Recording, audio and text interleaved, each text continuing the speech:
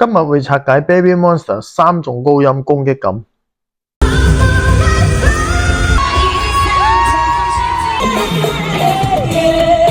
第一個 Aion 最特別嘅地方唔係淨係高音大聲，而係嘅聲會帶住一種正面壓過嚟嘅衝擊感。你會覺得嘅聲唔係飄上去，係直接撞向你。主體會更加偏拳型，強壓感，聲音向前衝，高音有重量，情緒爆發感強。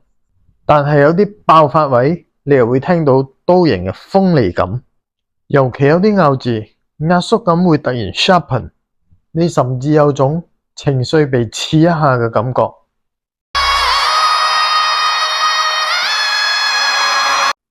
第二 Remy 佢最危險嘅地方係情緒穿透力，佢嘅聲未必最大，但係會突然刺入你耳仔，呢種感覺會更加偏刀型，聲音偏鋒利，壓縮感強，高音有尖銳感，情緒穿透力高，尤其有啲情緒爆發位，你會覺得嘅聲好似直接劃開情緒。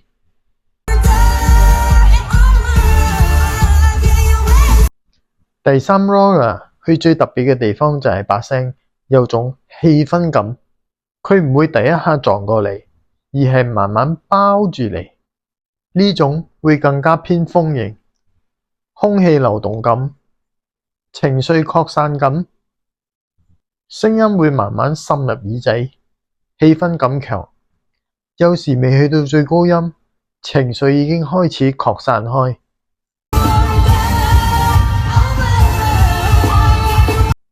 Baby Monster 3個人嘅情緒攻擊方式係完全唔同。Aion 撞過嚟， Remy 刺過嚟， Rora 慢慢包住你。你鍾意邊一種？可以留言。